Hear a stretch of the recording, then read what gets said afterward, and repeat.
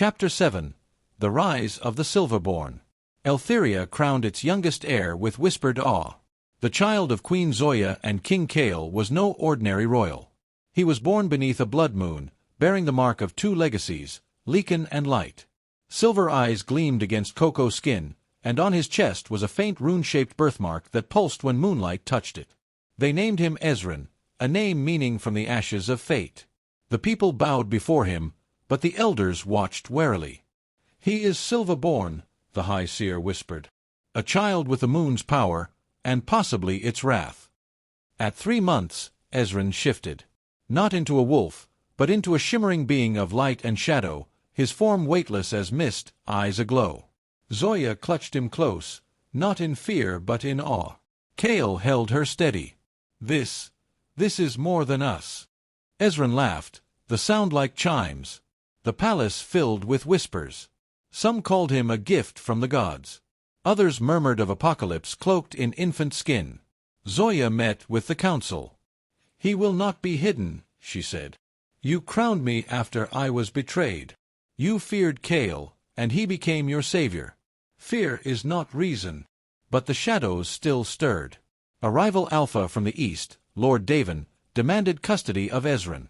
"He is a threat to every pack not bound to your kingdom," he said. "A silver-born child must be raised under watch, or destroyed." Kale snapped the ceremonial table in half. "Say that again, and I'll deliver your teeth to your widow." Zoya stood. "If you declare war, come prepared to bury your sons." Davin left, but his eyes promised he would return. Ezran grew faster than any child. By age 1, he walked and spoke. By 2, he could call down a moonbeam in his palm. Kale trained him in secret, combat, restraint, spirit. Zoya taught him diplomacy, justice, and the weight of choice. But the power inside Ezran boiled hot. One night, the walls of his chamber cracked from his cry during a nightmare. Zoya held him close. "We will never let your gift become a curse." The prophecy spread beyond Eltheria. Foreign kings gathered. A summit was called. On the night of Ezran's 5th birthday, Zoya stood before them all. "You fear what you don't control. But Ezran is not yours to fear or mold. He belongs to no council, no prophecy. He is his own." A sorcerer challenged them, summoning shadow beasts to test the boy. Ezran stepped forward. His form flickered, then burst into silver flame. The beasts dissolved. The sorcerer knelt. That night, Kale and Zoya stood atop the watchtower. Below, Ezran ran through the gardens, trailing silver sparks. "Do you regret defying the prophecy?" Kale asked softly. Zoya took his hand. "I regret nothing that made us family." They kissed under the stars. The Silverborn rose, and the world would never be the same. Zoya watched from the tower with Kale beside her. "She's coming," Kale whispered. Zoya nodded, her eyes blazing. "Then let the queen's shadow try to reclaim her throne." Behind them, Ezran opened his eyes. And for the first time, he saw her. Seraphine. Smiling in the mirror. Chapter 10. Ash and Silver. The mountain of Dreadspire roared with fire. At its summit stood Seraphine, the Queen of Ash. And before her, surrounded by flames and illusions, stood Ezran. "You see it now, don't you?" she whispered. "You were never theirs. You're the child of legacy, born from shadow and flame. Not silver." Ezran trembled. But deep within him, Zoya's voice echoed. "You are not anyone's prophecy." He raised his hand. Silver light burst through the smoke, breaking Seraphine's illusion. Zoya and Kale arrived with the elite guard, ascending the mountain in their lycan forms. Zoya confronted her sister. "You took everything from me once. You will not take him." Seraphine smirked, her crown forged of scorched bones. "I am everything our father feared you would become. I embraced the darkness. And I mastered it," Zoya snapped. The sisters clashed, moonlight against inferno. Magic ripped through the skies. Wolves and corrupted beasts battled below. Ezran was the calm within the storm, hands glowing with white-silver flame. "Enough!" he cried, and the world stilled. Everyone fell to their knees. Ezran approached Seraphine, whose fire now flickered with doubt. "I don't hate you," he said softly, "but I won't let you destroy everything. You were hurt. You were betrayed. But this isn't the way." Tears filled her eyes, just for a moment. Then she lunged. Kale blocked her. Zoya moved like wind, driving her blade into Seraphine's shoulder. But it was Ezran who ended it, not with fire, not with silver. With forgiveness. A pulse of energy left his body. The curse lifted. Seraphine collapsed, sobbing. The mountain calmed. Months passed. Eltheria was rebuilt, stronger than ever. Seraphine remained imprisoned, but not forgotten. Zoya visited her weekly. They spoke as sisters again, no longer enemies. Ezran continued his training, not as a weapon, but as a guide for the future. Kale ruled beside Zoya, their love deeper, forged through chaos. The coronation of the new Wolf Council took place under a peaceful moon. Zoya placed a crown on Ezran's head, not of gold, but of woven silver leaf. "You are the Silverborn," she said. "But more than that, you are my son." At night, Kale pulled her close. "You remember what you said the day we were forced to marry?" Zoya laughed, her voice full of warmth. "I said I'd rather be a sex slave to all the alphas than marry a cursed lycan." He grinned. "And now?" She kissed him, slow and deep. "Now I thank the moon every day that I was forced to love you." Ezran watched from the balcony. A silver wolf howled beside him, his future familiar, bound by heart and spirit. Eltheria was at peace. For now. But even if shadows rose again, he was ready. He was their legacy.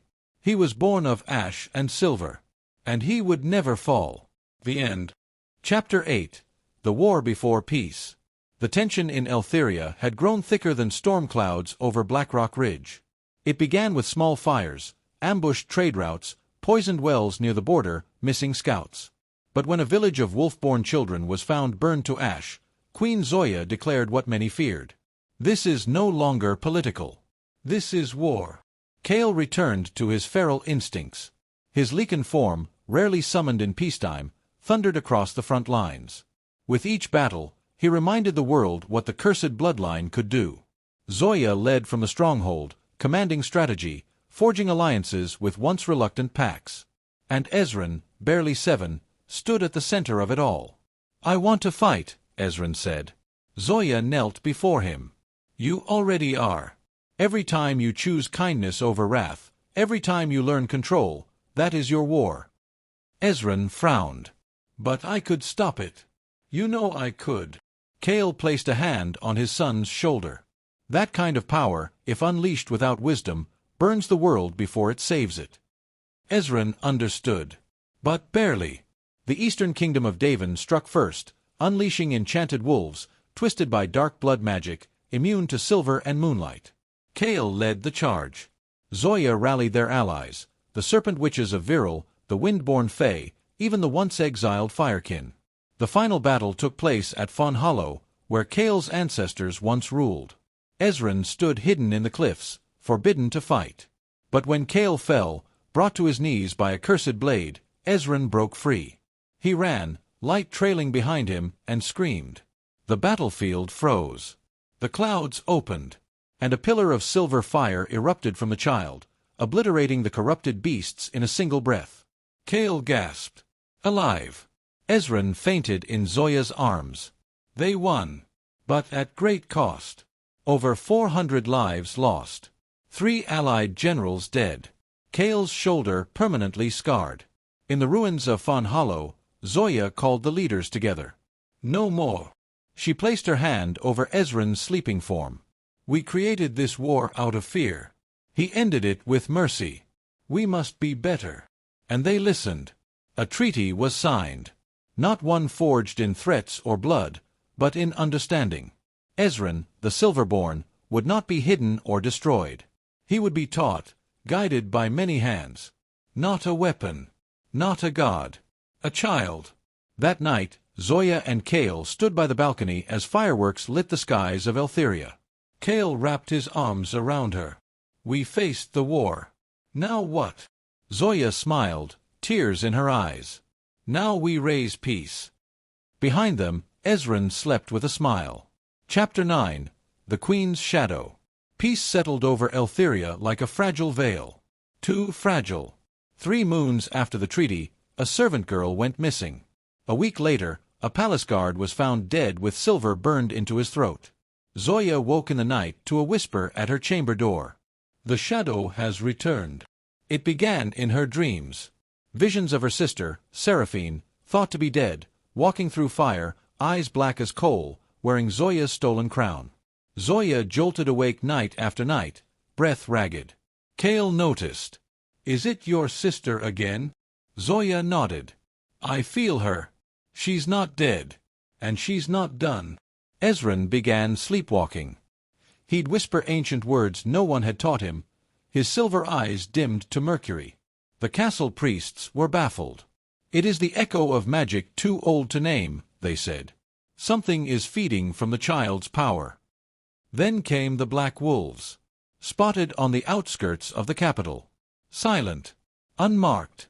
Their eyes gleamed with runes Zoya had only seen once, on her sister's cursed blade.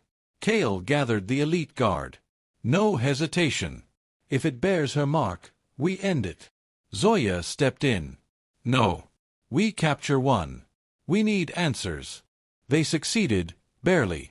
The wolf was not beast but man, once a healer from the southern clans, now twisted by enchantment. "She calls herself the Queen of Ash," he croaked before dying. "And she will burn the moon to steal your son." Zoya's heart twisted. Kale paced. "She's after Ezran. She always hated your power, but now she wants his." "She wants what she thinks was stolen from her," Zoya replied. "She never forgave father for choosing me." Kale's voice dropped. "Will you be able to stop her?" "If it comes to it." Zoya looked away. "If it comes to it, I'll end her." They fortified the palace. Blood wards. Shadow catchers. Seers posted in every hall. Still, the shadows slipped through. Ezran awoke one morning with a note clutched in his hand. "He belongs to fire and vengeance, not silver."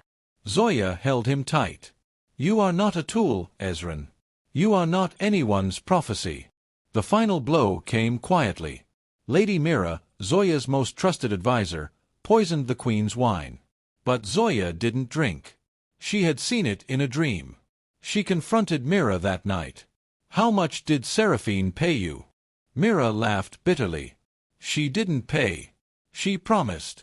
When she returns, the old ways will rise again. And you'll be dust in the wind." Zoya did not flinch. "Let her come. I'm not the girl she betrayed." That night, under a blood moon, a flame ignited in the distant hills.